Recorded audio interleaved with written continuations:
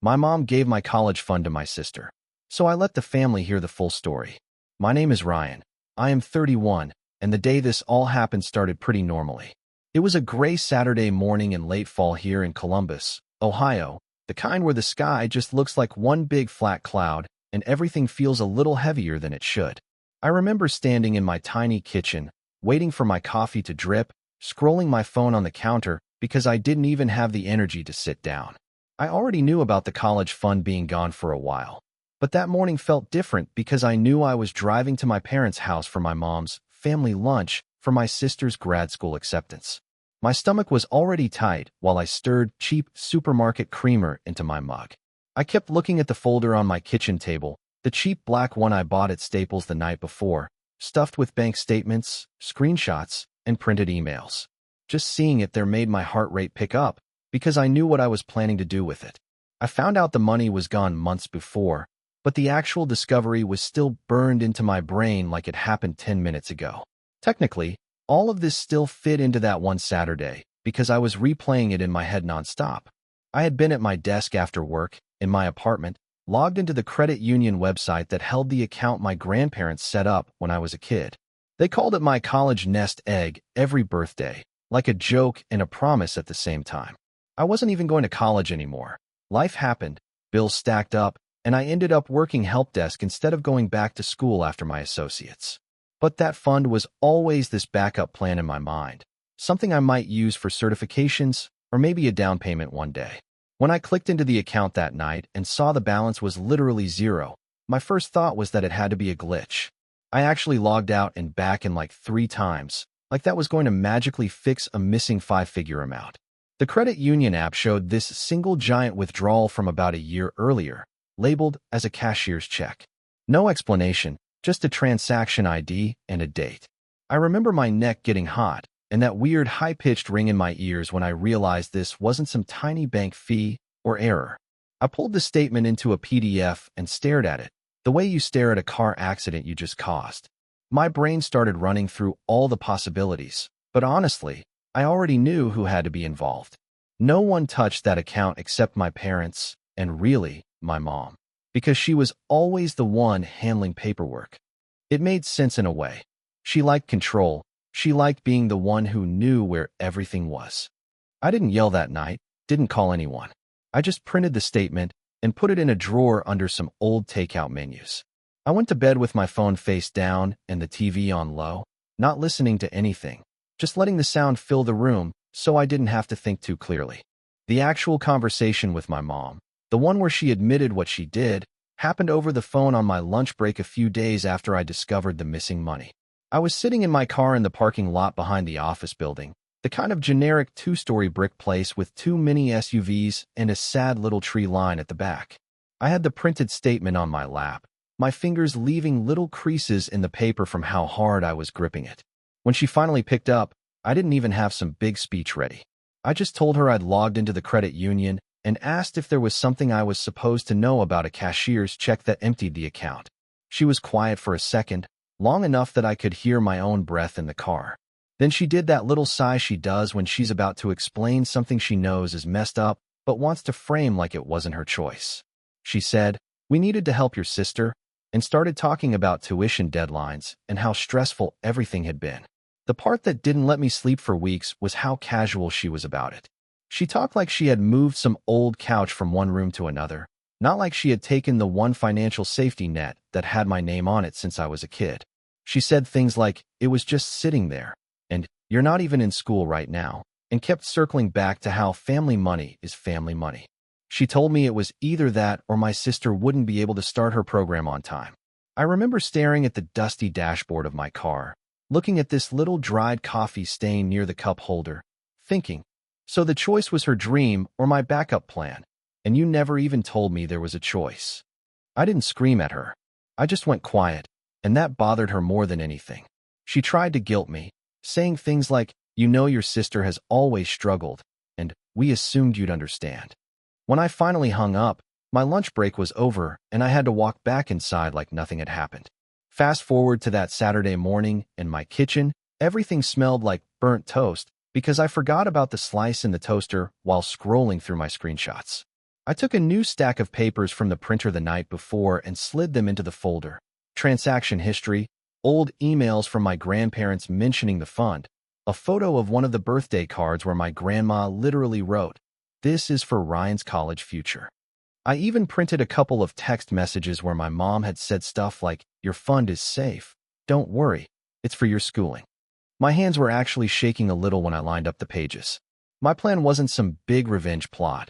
I didn't have some dramatic speech ready. I just wanted everyone who thought I was overreacting to hear the full story, with the details no one ever gets because my mom usually controls the narrative. This was supposed to be a lunch to celebrate my sister's grad school acceptance. But Mom had also texted the family group chat earlier in the week about how proud she was of everything we've sacrificed. That word stuck with me. It hit me in the shower that morning, just how long I'd been swallowing this for everyone else's comfort. Warm water was pounding on the back of my neck, and my brain was just running through all the little ways this had messed me up over the past year. The certification courses I put off because I didn't want to touch the fund yet. The nights I'd opened the credit union app and then closed it because I didn't feel like dealing with my guilt for not doing more with my life. The time my car needed repairs and I told myself I wouldn't use that money because it was for school. All of that had been gone for a year and nobody had said a word. I stood there with shampoo half rinsed out, feeling this weird mix of anger and embarrassment, like I was stupid for still believing in that account like a kid waiting for Santa. I decided, in that stupid little bathroom with foggy mirror and a towel on the floor, that I was done letting my mom talk about family sacrifices without clarifying whose sacrifice she was actually talking about. Driving to my parents' place, I could feel how tense my body was, like my shoulders were trying to touch my ears. It's about a 20-minute drive from my apartment, mostly boring main roads lined with fast food places and strip malls. I remember hitting every red light on the way and seeing the folder on the passenger seat every time I glanced over. The cheap plastic cover reflected the gray light from outside, and for some reason that made it feel heavier, like it was this physical weight I was dragging into whatever was about to happen. I had this half-empty bottle of gas station water rolling around in the cup holder, and I kept picking it up and taking tiny sips just to have something to do with my hands. At one point, I almost turned around. I thought, you can just go, eat the food, smile, and leave. You don't have to start anything. But then I pictured my mom doing her usual thing, telling the story of how we all came together to get your sister through school, laughing like it was this sweet family moment, and I felt that same ringing in my ears from the parking lot again. I kept driving, pulling into their driveway. Everything looked normal in that way that pisses you off when you're about to confront something ugly. The grass was a little overgrown along the edges, like always. My dad's old Ford sat crooked next to my mom's newer SUV. The garage door was half open, and I could see the same mess of boxes, old tools, and forgotten exercise equipment that's been there since I was in high school. Inside, I could already smell my mom's cooking before I even reached the front door. Garlic, tomato sauce, that faint burn smell from something that had spilled in the oven years ago and never fully cleaned out. It's the smell of every birthday, every holiday, every important family talk we've ever had. I grabbed the folder from the seat, slid it under my arm like I was carrying work documents, and locked the car. My palms were sweating enough that the plastic felt slippery. By the time I rang the doorbell and heard the dog start barking, my heart felt like it was beating in my throat. My sister was the one who opened the door. She was in leggings and an oversized college hoodie from her undergrad, hair pulled back in a messy bun. She looked happy in that careless way, like someone who doesn't have to worry about whether their future is funded or not. Her eyes went straight to the folder in my hand, and then to my face, but she didn't say anything about it. She just smiled and said something like, "You made it. Mom's been freaking out about the lasagna." I could feel this weird tightness in my chest when I looked at her. It wasn't that I hated her, I never did. But there was this heavy resentment sitting right under everything, like a rock under a thin blanket. I stepped inside, the familiar creak of the entryway floor hitting my ears, and hung my jacket on the same hook I've been using since I was a teenager. The house smelled like sauce, candles, and that generic floral fabric softener my mom uses. In the living room, the TV was on low with some football pregame show, my dad's beer bottle already sweating on a coaster on the coffee table. The rest of the family filtered in over the next half hour. My aunt and uncle arrived with a store-bought cake in one of those clear plastic dome containers that squeaks when you pop it open. My grandparents came in slowly, my grandpa leaning on his cane, my grandma clutching her worn leather purse with both hands like she always does. That purse is where she kept the little envelopes through the years, the ones with birthday money for your future that eventually got deposited into the fund. Seeing it made my stomach flip. My cousin showed up last, already on his phone, half paying attention to anything around him. Everyone was talking over each other, asking about work, traffic, the weather. I sat on the edge of the couch with the folder on my lap, nodding at things without really processing what anyone was saying. The TV noise, people laughing, dishes clinking in the kitchen, my mom's voice shouting reminders to set the table. It all blended into this loud background hum. I could feel the papers inside the folder pressing against my thighs every time I shifted. When we finally sat down at the table, it was like every other family meal at my parents' place. Same old wooden table with a water stain in the middle from a plant that leaked years ago. Same mismatched chairs because one broke and my dad never replaced it. So now there's this random office chair at one end. My mom had laid out her usual spread: big pan of lasagna, garlic bread on a chipped white plate, salad in an old glass bowl with a tiny crack near the rim. There were pitchers of iced tea sweating onto paper towels and a bottle of grocery store red wine by my aunt's elbow. I took a seat halfway down the table, across from my sister, with my grandparents at the far end. I slid the folder under my chair, resting my feet on it. The conversation started light, just people passing dishes and asking who wanted more bread. I watched my mom's face, waiting. I knew it was coming. She liked setting up moments, building to some speech about how proud she is. It didn't take long.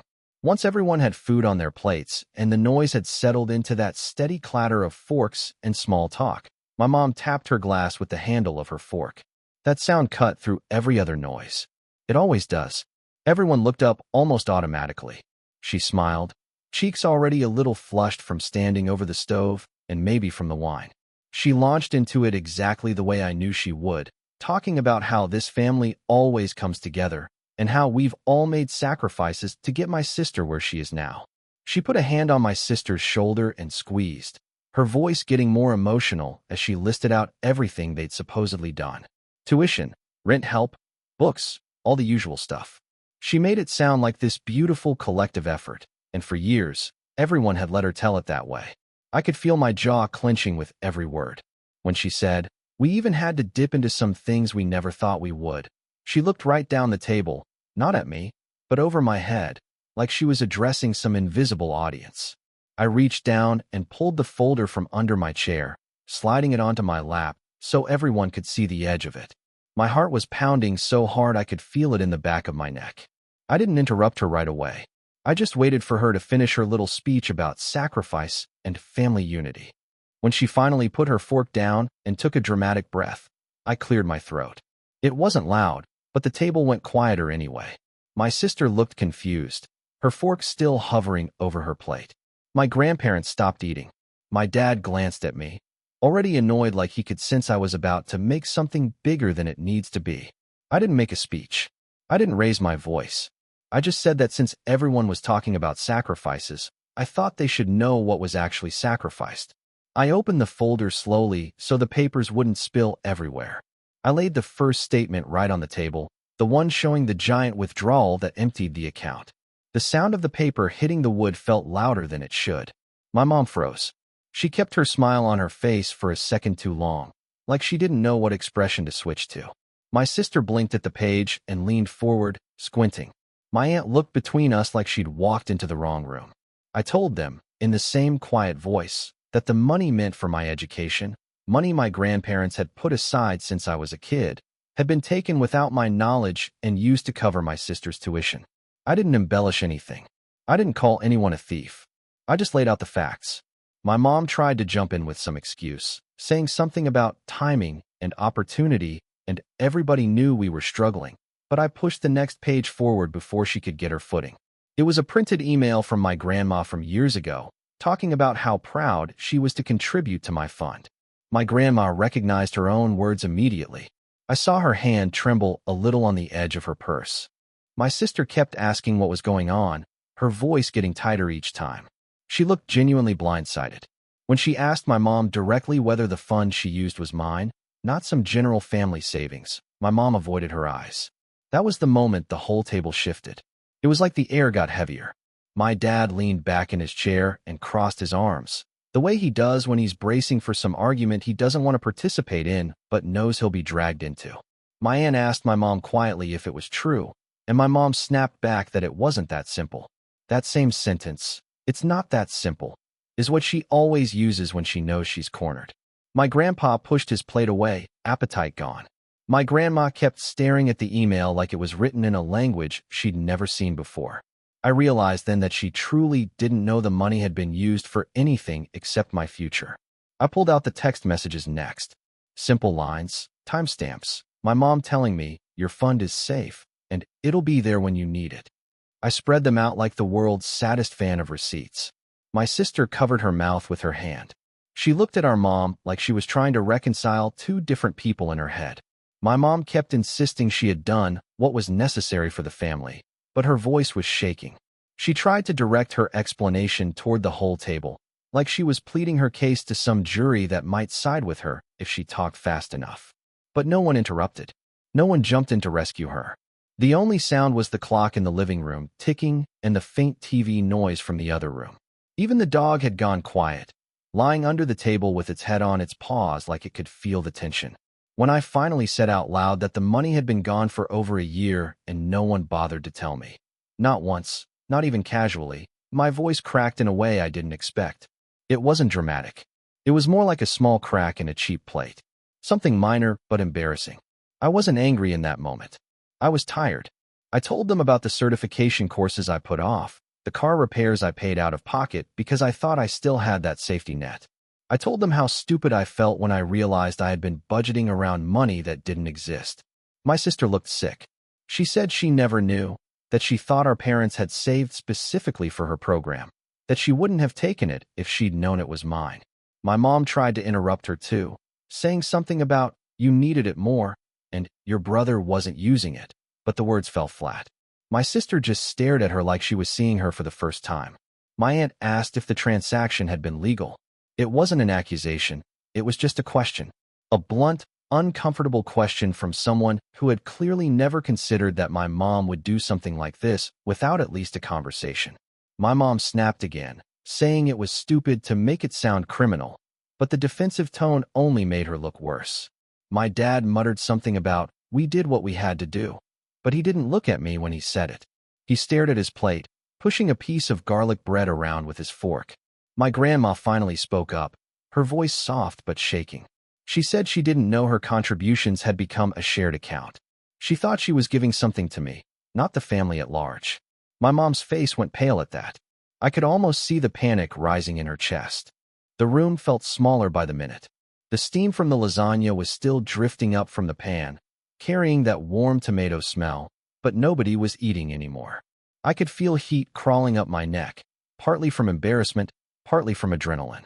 I hated that this was happening in front of everyone, but I also knew that if I hadn't said anything, the story would have stayed twisted forever.